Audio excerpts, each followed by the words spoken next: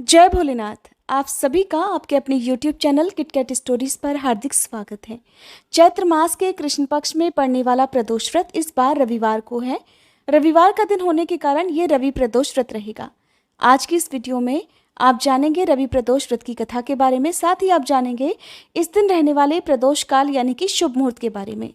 किसी भी प्रदोष व्रत में भगवान शिव की पूजा प्रदोष काल के समय अवश्य करनी चाहिए, तभी ये व्रत पूर्ण माना जाता है। और प्रदोष काल के समय की गई पूजा को भोलेनाथ बहुत जल्दी स्वीकार भी कर लेते हैं।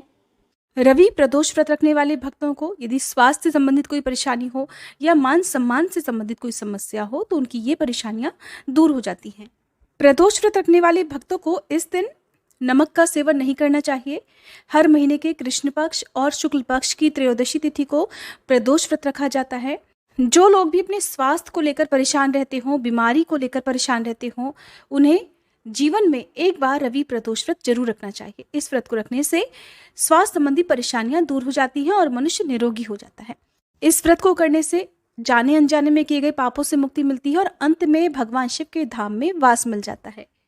किसी भी प्रदोष व्रत में जो मुख्य पूजा है वो प्रदोष काल के समय की जाती है और प्रदोष काल का समय सूर्यास्त से 45 मिनट पहले और 45 मिनट बाद का माना जाता है। इसलिए आपको इस दिन के सूर्यास्त के समय के बारे में जरूर पता होना चाहिए। ये व्रत सुबह से प्रारंभ होता है और शाम की पूजा करने के बाद आप इस व्रत में शुद्ध फलाहार ग्रहण कर सकते हैं। नमक का इस दिन त्याग करना चाहिए। इस व्रत में जहां तक हो सके केवल फलाहार करना चाहिए और विधि विधान से भगवान शिव की पूजा प्रदोष काल में करनी चाहिए। इस बार 19 मार्च रविवार के दिन रवि प्रदोष व्रत रहेगा। व्रत इसी दिन रखा जाएगा और इस व्रत को मधुकृष्ण त्रयोदशी के नाम से भी जाना जाता है। जो कामना आपकी कई व्रत उपवास रखने के बाद भी पूरी नहीं हुई हो, एक बार जीवन में आपको प्रदोष व्रत रखकर जरूर देखने चाहिए। उससे कहते हैं कि भगवान शिव अपने भक्तों की सभी मनोकामनाएं जरूर पूर्ण करते हैं। 19 मार्च रविवार को सुबह 8:08 से त्रयोदशी तिथि प्रारंभ होगी, जिसकी समाप्ति 20 मार्च सोमवार की सुबह 4:55 पर हो जाएगी। व्रत रखने वाले भक्तों को सुबह हाथ में जल और पुष्प लेकर व्रत का संकल्प लेना चाहिए और उसके बाद व्रत प्रारंभ करना चाहिए। सूर्योदय का समय इस दिन सुबह 6:36 पर रहेगा। सूर्यास्त का समय शाम 6:33 रहेगा और प्रदोष काल का समय यानी कि शाम की पूजा का जो मुख्य मुहूर्त होता है, शुभ मुहूर्त होता है, वो शाम 5:48 से लेकर 7:18 तक रहने वाला है। लेकिन इस समय भी आपको राहु काल का ध्यान रखना है। राहु काल शाम 4:30 बजे से लेकर 6 बजे तक रहेगा। तो 6 बजे के बाद से ही आप शाम की पूजा करें और इसके बाद से पूजा करके आप अपना उपवास खोल सकते हैं। इस दिन भगवान शिव की पूजा अर्चना करते समय भांग, धतूरा, बेलपत्र, गंगाजल, दूध, दही, घी, शहद आदि शिवलिंग पर अर्पित करना चाहिए। धूप दीप जलाना चाहिए। इस प्रकार की गई पूजा या उपवास से भगवान शिव बहुत जल्दी प्रसन्न हो जाते हैं। पहली बार प्रदोष व्रत प्रारंभ करते समय प्रदोष व्रतों की संख्या का संकल्प भी जरूर लेना चाहिए। जैसे कि आप 13 या फिर 26 की संख्या में प्रदोष व्रत रख सकते हैं। ऐसे में आपको दोनों ही पक्षों के यानी कृष्ण पक्ष और शुक्ल पक्ष के प्रदोष व्रत रखने चाहिए। वैसे तो सारे ही प्रदोष व्रत रखने चाहिए, लेकिन कुछ लोग अपनी कुंडली में जो भी ग्रह दोष होते हैं उनके अनुसार व्रत रखते हैं, जैसे कि सोम प्रदोष या रवि प्रदोष आदि। यदि आपने इस प्रकार का संकल्प लिया है तो आप इस तरह से भी व्रत रख सकते हैं और इसके लिए फिर आपने जो भी प्रदोष व्रत का नियम उठाया है उसी प्रदोष व्रत में व्रत का उद्यापन करना चाहिए। जैसे कि अभी रवि प्रदोष व्रत है और आपने यदि रवि प्रदोष व्रत रखने का ही संकल्प लिया है तो आपको इसी दिन व्रत का उद्यापन करना चाहिए। वैसे तो शाम की पूजा शिव मंदिर में जाकर करना ज़्यादा शुभ माना जाता है। किसी कारण से यदि आप ऐसा ना कर पाएँ तो घर में ही आपके मंदिर में जो भी भगवान शिव की प्रतिमा या तस्वीर या शिवलिंग आदि हो उनकी भी पूजा आप कर सकते हैं। अब सुनिए रवि प्रदोष व्रत कथा। रवि प्रदोष व्रत कथा। एक समय सभी प्राणियों के हितार्थ परम पावन भागीरथी नदी के तट पर ऋषि समाज द्वारा विशाल गोष्ठी का आयोजन किया गया। इस महासभा में व्यास जी के परम शिष्य पुराण वेता श्री सूत जी महाराज हरि कीर्तन करते हुए पधारे। श्री सूत जी को आते हुए देखकर शौनक आदि 88,000 ऋषि मुनियों ने खड़े होकर उन्हें दंडवत प्रणाम किया। महाज्ञानी सूत जी ने भक्ति भाव से ऋषियों को हृदय से लगाया तथा उन्हें ढेरों आशीर्वाद प्रदान किया। तब विद्वान ऋषिगण और सभी शिष्य आसनों पर विराजमान हो गए। शौनक आदि ऋषि ने पूछा, हे पूज्यवर महामते, कृपया ये बताने का कष्ट कीजिए कि मंगलप्रद कष्ट निवारक रवि प्रदोष व्रत सबसे पहले किसने किया और उसे क्या फल प्राप्त हुआ।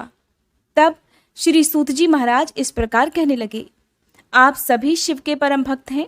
आपकी भक्ति को देखकर मैं व्रती मनुष्यों की कथा कहता हूं, ध्यानपूर्वक सुनो। एक गांव में अति दीन ब्राह्मण निवास करता था। उसकी साध्वी पत्नी प्रदोष व्रत रखा करती थी। उनका एक ही पुत्र था।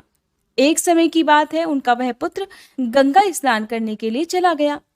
दुर्भाग्यवश मार्ग में चोरों ने उसे घेर लिया और वे उसे पकड़कर कहने लगे कि हम तुम्हें मारेंगे नहीं, बस तुम अपने पिता के गुप्त धन के बारे में हमें बतला दो। चोरों की बात सुनकर वह बालक बड़े दीन भाव से कहने लगा, हे बंधुओं, हम तो अत्यंत दुखी दीन हैं, हम बहुत गरीब हैं, हमारे पास भला धन कहाँ से आएगा। बालक की बात सुनकर चोर कहने लगे, तो फिर बता, तेरी इस पोटली में क्या बंधा हुआ है।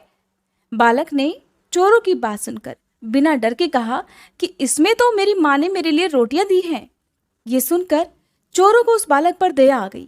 उन्होंने अपने साथियों से कहा कि साथियों, ये बालक तो बहुत ही दीन दुखी मनुष्य है, इसलिए हम इसको छोड़कर किसी और को लूटेंगे। ऐसा कहकर चोरों ने उस बालक को जाने दिया। अब वह बालक वहां से चलते चलते एक नगर में जा पहुंचा। नगर के पास ही बरगद का एक विशाल वृक्ष था। वह थका हुआ था, इसलिए वह बालक उसी बरगद के वृक्ष की छाया में सो गया। उसी समय उस नगर के सिपाही चोरों को खोजते हुए उस बरगद के वृक्ष के पास ही जा पहुंचे जहां पर वह बालक सोया हुआ था। वह बालक को चोर समझकर बंदी बनाकर राजा के पास ले गए। तब राजा ने उस बालक को कारावास में बंद करने का आदेश दे दिया। उधर ब्राह्मणी का लड़का जब रात होने तक घर नहीं लौटा तो उसे अपने बेटे की बहुत चिंता हुई। अब अगले दिन प्रदोष व्रत था। ब्राह्मणी ने प्रदोष व्रत रखा और भगवान शिव से सारा दिन मन ही मन अपने पुत्र की कुशलता की प्रार्थना करने लगी। भगवान शंकर ने उस ब्राह्मणी की प्रार्थना स्वीकार कर ली और फिर उसी रात भगवान शंकर ने उस राजा को स्वप्न में आदेश दिया कि वह बालक चोर नहीं है, वह निर्दोष है, उसने कोई चोरी नहीं की है, इसलिए उसे प्रातःकाल छोड़ दिया जाए, नहीं तो वे उसका सारा राज्य वैभव नष्ट कर देंगे। प्रातःकाल राजा ने शिव जी की आज्ञा अनुसार उस बालक को कारावास से मुक्त कर दिया। बालक ने तब अपनी सारी कहानी राजा को कह सुनाई। बालक के मुंह से सारा वृतांत सुनकर राजा ने अपने सिपाहियों को उस बालक के घर भेजा और उसके माता पिता को अपने राज दरबार में बुलवाया। राज दरबार में बुलवाए जाने के कारण उसके माता पिता बहुत भयभीत हो गए थे। उन्हें लग रहा था कि शायद राजा उन्हें दंड देने वाला है। राजा ने उन दोनों को भयभीत देकर कहा कि आप डरिए मत, आपका बालक तो निर्दोष है। तब राजा ने ब्राह्मण को 5 गांव दान में दे दिए, जिससे कि वे सुखपूर्वक अपना जीवन बिता सके। इस प्रकार भगवान शिव की कृपा से और प्रदोष व्रत के प्रभाव से वह ब्राह्मण परिवार अब आनंद से रहने लगा। इस प्रकार रवि प्रदोष व्रत के दिन जो भी मनुष्य भगवान शिव की पूजा प्रदोष काल में करके इस व्रत कथा को पढ़ता है या दूसरों को सुनाता है, भोलेनाथ उन पर सदा अपना आशीर्वाद बनाए रखते हैं और भोलेनाथ की कृपा से ऐसे भक्त सदा सुखी और निरोगी होकर अपना जीवन बिताते हैं। ये थी रवि प्रदोष व्रत कथा। अगर आपको ये जानकारी पसंद आई हो तो प्लीज़ वीडियो को लाइक करके हमारे चैनल को सब्सक्राइब जरूर कीजिएगा, ताकि हर दिन सुनाई जाने वाली कथा और पूजा विधि की जानकारी आपको समय से मिल सके।